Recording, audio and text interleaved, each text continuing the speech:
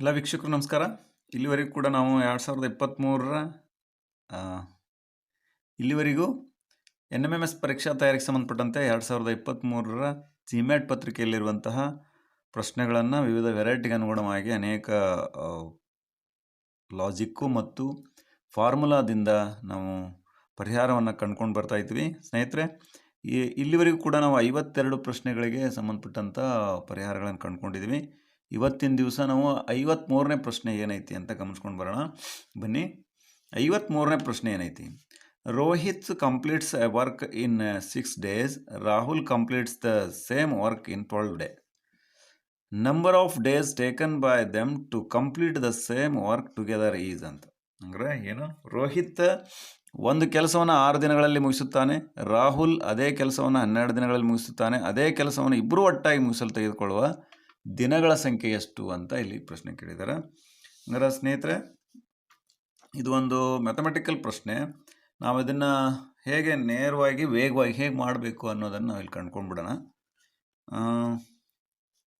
ಕಂಡ್ಕೊಳ್ಳೋಣ ಬನ್ನಿ. ಇಲ್ಲಿ ಮೊದಲು ಕೊಟ್ಟಿರೋ ಡಾಟಾನ ಬರ್ಕೊಳ್ಳೋಣ. ಅದನ್ನು ರೋಹಿತ್ ಒಂದು ಕೆಲಸವನ್ನು 6 ದಿನಗಳಲ್ಲಿ ಮುಗಿಸ್ತಾನೆ, 6 ದಿನ ತಗೊಳ್ತಾನೆ. ಓಕೆ, ಹಂಗಾರೆ ಅದೇ ಕೆಲಸವನ್ನು ರಾಹುಲ 12 ದಿನ ತಗೋತಾನೆ. ಹಂಗಾರೆ ಅವರು ಒಂದು ದಿನದಲ್ಲಿ ಮಾಡಬಹುದಾದ ಕೆಲಸ ಎಷ್ಟು ಅಂತಂದ್ರೆ, ರೋಹಿತ್ ಒಂದು ದಿನದಲ್ಲಿ ಮಾಡಬಹುದಾದ ಕೆಲಸ is equal to 1/6. Same Rahul ಒಂದು ದಿನದಲ್ಲಿ ಮಾಡಬಹುದಾದ ಕೆಲಸ 1/12 ಅಂತ ಅದಲ್ಲ. ಹಂಗಾರೆ ಅದೇ ಕೆಲಸವನ್ನು ಇಬ್ಬರು ಒಟ್ಟಾಗಿ ಮುಗಿಸ್ತಾರ ಅಂತಂದ್ರೆ ಏನದು? 1/6 plus 1/12 is equal to 1/t ಅಂತ. ಅಂದರೆ ತೆಗೆದುಕೊಳ್ಳುವ ಒಟ್ಟು ದಿನಗಳ ಸಂಖ್ಯೆ ಅಂತ. ಓಕೆ, ಹಂಗಾರೆ ಟೈಮ್ ಅಂತ ಅರ್ಥ. ಅದಕ್ಕೆ ನಾನು ಡಿ ಅಂದರೂ ಕೊಟ್ಟು ಓಕೆ, ಟಿ ಅಂದ್ರೂ ಓಕೆ. ಹಂಗಾರೆ ಇಲ್ಲಿ ಎರಡೂ ನಾನು ಏನು ಮಾಡ್ತೀನಿ, ಲಸ ತೆಗೆದಾಗ 12 ಬರುತ್ತೆ. 6 12 ಒಂದಲೇ 2 ಒಂದಲೇ 2 ಪ್ಲಸ್ 1 ಒಂದಲೇ 1 ಈಸ್ ಈಕ್ವಲ್ ಟು ಏನಾಗ್ತೈತೆ ರೀ? 1/t ಅಂತ. ಹಂಗಾರೆ 2 1 3, 3/12 ಈಸ್ ಈಕ್ವಲ್ ಟು 1/t. 3 ಒಂದಲೇ 3 4 ಹೌದಲ್ಲ. ಹಂಗಾರೆ ಇಲ್ಲಿ ನೋಡ್ರಿ, 1/4 ಈಸ್ ಈಕ್ವಲ್ ಟು 1/t ಅಂತ. ದೇರ್ ಫೋರ್ ಕ್ರಾಸ್ ಮಲ್ಟಿಪ್ಲೈ ಮಾಡಿದಾಗ ನೋಡ್ರಿ, ಕ್ರಾಸ್ ಮಲ್ಟಿಪ್ಲೈ ಮಾಡ್ರೆ ಏನಾಗ್ತೈತಿ? ಟಿ ಒಂದಲೇ ಟಿ ಈಸ್ ಈಕ್ವಲ್ ಟು 4 ಒಂದಲೇ 4. ದೇರ್ ಫೋರ್ ಎಷ್ಟು ದಿನಗಳು ಬೇಕಾದ್ರು ರೀ? 4 ದಿನ ಬೇಕಾಯ್ತು. ದೇರ್ ಫೋರ್ ಇಲ್ಲಿ 4 ಅನ್ನೋದು ಆಪ್ಷನ್ ಎ ಐತಿ, ಸರಿಯಾದ ಉತ್ತರ ಅಂತಿಲ್ಲ ನಾವು ಗಮನಿಸ್ತೇವೆ. ಸ್ನೇಹಿತರೆ, ಇದು ನಾನು 54ನೇ ಪ್ರಶ್ನೆಯೂ ಕೂಡ ಒಂದು ಹೇಳಿಕೆಗೆ ಸಂಬಂಧಪಟ್ಟದ್ದಂತ ಐತಿ. ಏನೈತಿ ಅಂತ ಗಮನಿಸೋಣ. 54ನೇ ಪ್ರಶ್ನೆ ನೋಡ್ರಿ, ಒಂದು ನಿಶ್ಚಿತ ಮೊತ್ತವು 12 ವರ್ಷಗಳಲ್ಲಿ ದ್ವಿಗುಣವಾದರೆ ಸರಳ ಬಡ್ಡಿಯ ದರ ಎಷ್ಟು ಅಂತ ಹೇಳ್ಯಾರ. If the fixed amount doubles in 12 years, then the rate of simple interest is ಎಷ್ಟಾಗ್ತೈತಿ ಅಂತ ಕೇಳ್ಯಾರ. ಅಂದ್ರೆ ಇಲ್ಲಿ ಸಿಂಪಲ್ ಆಗಿರುವಂಥ ಪ್ರಶ್ನೆ ಇದು. ಕೊಟ್ಟಿರೋ ಡಾಟಾವನ್ನು ಬರ್ಕೊಂಡ್ವಿ ಅಂದರೆ ಇದು ಅರ್ಥ ಆಗ್ತೈತಿ. ಏನು ಕೊಟ್ಟಾರಲ್ಲಿ? ಒಂದು ನಿಶ್ಚಿತ ಮೊತ್ತವು ಅಂದ್ರೆ ಅಮೌಂಟ್ ಅಂತ ಅಂದ್ಕೊಳ್ತೀವಿ ನಾವು. 12 ವರ್ಷಗಳಲ್ಲಿ ದ್ವಿಗುಣವಾದರೆ ಅಂದ್ರೆ ಇಲ್ಲಿ ಅಮೌಂಟ್ ಅಂದ್ರೆ principal amount is equal to ಏನಾಗ್ತೈತಿ? ಡಬಲ್ ಆಗ್ತೈತಿ. ಅಂದ್ರೆ ಇಟ್ ಈಸ್ ಎ ಇಂಟ್ರೆಸ್ಟ್ ಅಂತ. ದೇರ್ ಫೋರ್ ಮತ್ತೇನು ಕೊಟ್ಟಾರ ಹೇಳ್ರಿ? ರೇಟ್ ಆಫ್ ಇಂಟ್ರೆಸ್ಟ್ ಕೇಳ್ಯಾರ. ಅದಲ್ಲ, ಮತ್ತೇನು ಕೊಟ್ಟಾರ? ಟೈಮ್ ಕೊಟ್ಟಾರ, 12 ವರ್ಷ ಅಂತ. 12 ವರ್ಷ ಅಂತ ಅದ. ಈಗ ಇದನ್ನು ಭಾಳ ಸಿಂಪಲ್ಲಾಗಿ ಬಿಡಿಸ್ಬೋದು. ನಾವು ಸೂತ್ರ ಹಚ್ಚಾದ್ರೆ ಬಿಡಿಸ್ಬೋದು ಅಥವಾ ನೇರವಾಗಿ ಬಿಡಿಸ್ಬೋದು. ನಾವು ಸೂತ್ರದ ಮೂಲಕ ಮಾಡೋಣ. ನಮಗೆ I is equal to PTR divided by 100 ಅಂತ ಗೊತ್ತೈತೆ. ನಾವು ಸಿಂಪಲ್ ಇಂಟ್ರೆಸ್ಟ್ ಕಂಡುಹಿಡಿಯುವಂಥ ಸೂತ್ರ, ಸರಳ ಬಡ್ಡಿ ಅಂತ ನಾವು ಕನ್ನಡದೊಳಗೆ ಹೇಳ್ತೀವಿ. ಸರಳ ಬಡ್ಡಿ ಕಂಡುಹಿಡಿಯೋ ಸೂತ್ರ PTR ಈಸ್ ಈಕ್ವಲ್ ಟು 100. ಇದನ್ನು ನನಗೇನು ಬೇಕಾಗೈತಿ? ಆರ್ ಬೇಕಾಗೈತಿ. ಆರ್ಗೆ ನಾನು ಮಾರ್ಪಾಡು ಮಾಡ್ಕೋತೀನಿ. ಏನಂತ? ಈ 100 ಈ ಕಡೆ ಬಂದ್ರೆ ಇಂಟು 100. ನೆಕ್ಸ್ಟು ನನಗೆ ಇದು ಮೇಲೆ ಬಂತು. ಡಿವೈಡೆಡ್ ಬೈ ಇದು ಆರ್ ಈ ಕಡೆ ಉಳ್ಕೊಂಡ್ರೆ ಈ ಉಳಿದಿದ್ದು ಎರಡು ಪಿ ಟಿ ಈ ಕಡೆ ಬಂದವು, P T is equal to R. ಅಂದರೆ ಇದು ಆರನ್ನು ರೇಟ್ ಆಫ್ ಇಂಟ್ರೆಸ್ಟನ್ನು ಬಡ್ಡಿ ದರವನ್ನು ಕಂಡುಹಿಡಿಯುವಂಥ ಸೂತ್ರ ಇದು. ನಾವು ಇದರೊಳಗೆ ಇಲ್ಲಿ ಕೊಟ್ಟಿರುವಂಥ ಡಾಟಾವನ್ನು ತುಂಬ್ಕೊಂಬಿಡೋಣ.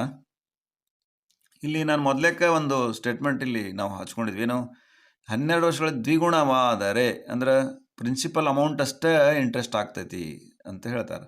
ಅಂದ್ರೆ therefore P is equal to I ಅಂದಲ್ಲಿ ನಾನು ಆಯದಲ್ಲಿ ಪಿ ತುಂಬಿದ್ನಿ ಅಂದ್ರೆ P is equal to I, P is equal to I ಅನ್ನ ಪಿ ಇದ್ದಲ್ಲಿ ಐ ತುಂಬಿದ್ರೆ ಈ ಪಿ ಈ ಐ ಕ್ಯಾನ್ಸಲ್ ಆಗ್ತೈತಿ. Therefore 100 time 100 divided by time ಅಂತ ಕೊಟ್ಟಾರ 12 ಇಯರ್ಸ್ ಅಂತೇಳಿ. ದೇರ್ ಫೋರ್ ಆರ್ 12ರಿಂದ 100 ಭಾಗಿಸಿದಾಗ ಎಷ್ಟಾಗ್ತೈತಿ ಹೇಳ್ರಿ? 12 ಒಂದಲೇ 12 ಎಂಟ್ಲೆ 96, 4 ಉಳಿತು 49, 12 ಮೂಲೆ 36 ಮತ್ತು 4 ಉಳಿತು 12 ಮೂಲೆ 36, ಹಿಂಗೆ ಹೋಗ್ತೈತಿ. ದೇರ್ ಫೋರ್ ಇಲ್ಲಿ ಡೆಸಿಮಲ್ ಒಳಗಿಲ್ಲ, ಎರಡನೇದ್ದು ಏನೈತಿ ಫ್ರ್ಯಾಕ್ಷನ್ ಒಳಗಿರೋದ್ರಿಂದ 8.33 ಅಂದ್ರೆ 1/3 ಅಂತ ಅರ್ಥ. Therefore rate of interest is equal to 8 × 1/3% ಅಂದರೆ ಆಪ್ಷನ್ ಸಿ ಇಲ್ಲಿ ಸರಿಯಾದ ಉತ್ತರ ಅಂತಿಲ್ಲ ನಾವು ಹೇಳ್ತೇವೆ.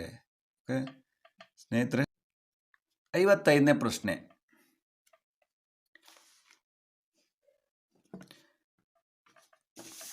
ಏನೈತೆ 55ನೇ ಪ್ರಶ್ನೆ ಅಂದ್ರೆ, speed of 4 train is given below the highest speed among the following is ಅಂದ್ರೆ 25 metre per second, 1800 metre per minute, 72 kilometres per hour, 36,000 metre hour ಅಂತ ಐತಿ. ಅಂದ್ರೆ ಏನು, 4 ರೈಲುಗಳ ಜವವನ್ನು ಈ ಕೆಳಗೆ ನೀಡಿದೆ, ಇವುಗಳಲ್ಲಿ ಅತಿ ಹೆಚ್ಚು ಜವ ಯಾವುದು ಅಂತ ನಾವು ಕಂಡುಹಿಡಿಬೇಕಾಗಿತ್ತು. ಹೌದಾ? ನಮ್ಗೆ ಗೊತ್ತೈತಿ ಏನು ಅಂತಂದ್ರೆ, ಜವದ ಮೂಲಮಾನ ಇದರೊಳಗೆ ಎಸ್ ಐ ಸಿಸ್ಟಮ್ ಒಳಗೆ ಜವದ ಮೂಲಮಾನ ಏನೈತಿ ಹೇಳ್ರಿ? ಮೀಟರ್ ಪರ್ ಸೆಕೆಂಡ್ ಅಂತ ಐತಿ. ಈ ಜವದ ಮೂಲಮಾನವನ್ನು ಮೀಟರ್ ಪರ್ ಸೆಕೆಂಡ್ಗೆ ಕನ್ವರ್ಷನ್ ಮಾಡ್ಕೊಳ್ಬೇಕು ನಾವು. ಎಲ್ಲದನ್ನು ಕೂಡ ಮೀಟರ್ ಪರ್ ಸೆಕೆಂಡ್ಗೆ ಮಾಡೋಣ. First one 25 metre per second ಐತಿ. It is right. ಅಂದ್ರೆ ಪಕ್ಕಾ ನಮಗೆ ಬೇಕಾದಂಥ ಮೂಲಮಾನದೊಳಗೆ ಎಸ್ ಐ ಸಿಸ್ಟಮ್ ಒಳಗೆ ಐತಿ, ಮೂಲಮಾನದೊಳಗೆ ಐತಿ. ಇನ್ನು ಎರಡನೇದಕ್ಕೆ ಬರ್ರಿ, 1800 ಮೀಟರ್ ಪರ್ ನಿಮಿಷ ಅಂತೈತಿ. 1800 ಮೀಟರ್ ಪರ್ ನಿಮಿಷ. ಮೀಟರ್ ಅಂದ್ರೆ 1 ಮೀಟ್ರಿಗೆ ಮೀಟರ್ ಕರೆಕ್ಟ್ ಐತಿ. ನನಗೆ ಮೀಟರ್ ಇದ್ದದ್ದು ಮೀಟರ್ನಾಗ ಬೇಕಾಗೈತಿ. ಪರ್ ನಿಮಿಷ ಅಂತ ಐತಿ. ನಿಮಿಷ ಅಂತಂದ್ರೆ 60 ಸೆಕೆಂಡು. 1 ನಿಮಿಷಕ್ಕೆ 60 ಸೆಕೆಂಡ್ ಐತಿ. ಹೌದಾ?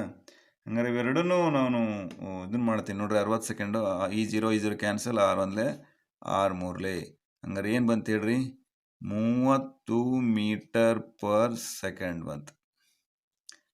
ಥರ್ಡ್ ಒನ್ ನೋಡೋಣ.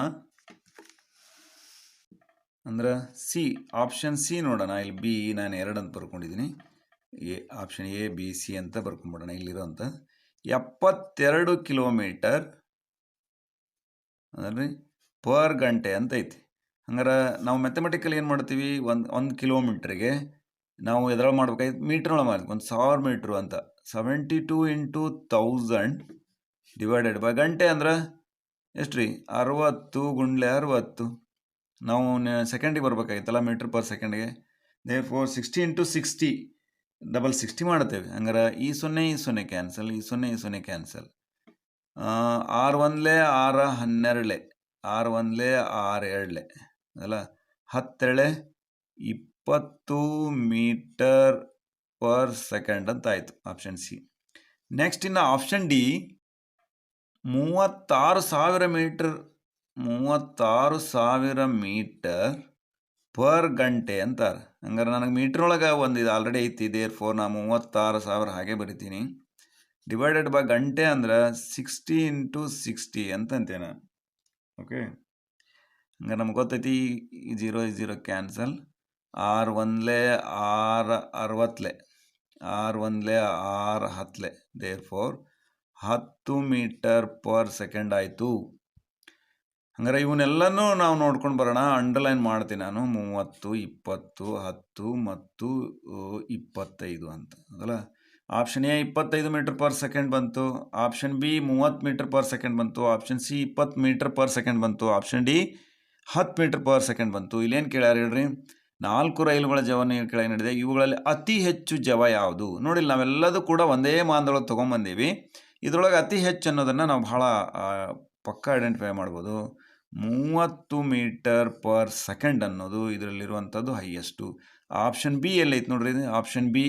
ಬಟ್ ಇಲ್ಲಿ ನಾವು ಕನ್ವರ್ಷನ್ ಮಾಡಿದ ಮೇಲೆ ಹೀಗೆ ಬಂದೈತಿ. ಇಲ್ಲಿರುವಂಥದ್ದು ಏನದು 1800 ಮೀಟರ್ ಪರ್ ನಿಮಿಷ ಅನ್ನೋದು it is A right answer ಅಂತ ಇಲ್ಲಿ ನಾವು ಗಮನಿಸ್ತೇವೆ ಸ್ನೇಹಿತರೆ. ಹೀಗೆ ಹೇಳಿಕೆಯ ಪ್ರಶ್ನೆಗಳನ್ನು ನಾವು ಕೂಲಂಕುಷವಾಗಿ ವಿಚಾರ ಮಾಡಿ, ಮಾನಗಳು ಏನಾದ್ರು ಇದ್ದಲ್ಲಿ ಆ ಮಾನಗಳನ್ನು ಒಂದೇ ಮಾನಕ್ಕೆ ತೊಗೊಂಡು ಬಂದ ಮೇಲೆ ನಾವು ಹೋಲಿಕೆ ಮಾಡಲಿಕ್ಕೆ ಬರ್ತೈತಿ. ಹಾಗಾಗಿ ಅದರ standard form metre per second ಒಳಗೆ ತಂದಾಗ ಇವೆಲ್ಲದೂ ಕೂಡ ಈ ರೀತಿ ಮ್ಯಾಥಮೆಟಿಕಲಿ ನಾವು ಮಾಡ್ಬೋದು. ಓಕೆ, ಹಂಗಾರೆ ಸ್ನೇಹಿತರೆ, ಇಲ್ಲಿವರೆಗೂ ಈ ವಿಡಿಯೋದು ಇಷ್ಟ ಆದರೆ ಲೈಕ್ ಮಾಡಿರಿ, ಶೇರ್ ಮಾಡಿ, ಸಬ್ಸ್ಕ್ರೈಬ್ ಮಾಡಿರಿ ಅಂತ ಹೇಳ್ತಾ, ಮತ್ತು ಮುಂದಿನ ಒಂದು ವೆರೈಟಿಯಲ್ಲಿ ಮುಂದಿನ ಒಂದು ವಿಡಿಯೋದಲ್ಲಿ ನಾವು ಭೇಟಿ ಆಗೋಣ ಅಂತ ಹೇಳ್ತಾ ಎಲ್ಲರಿಗೂ ಕೂಡ ಧನ್ಯವಾದಗಳು.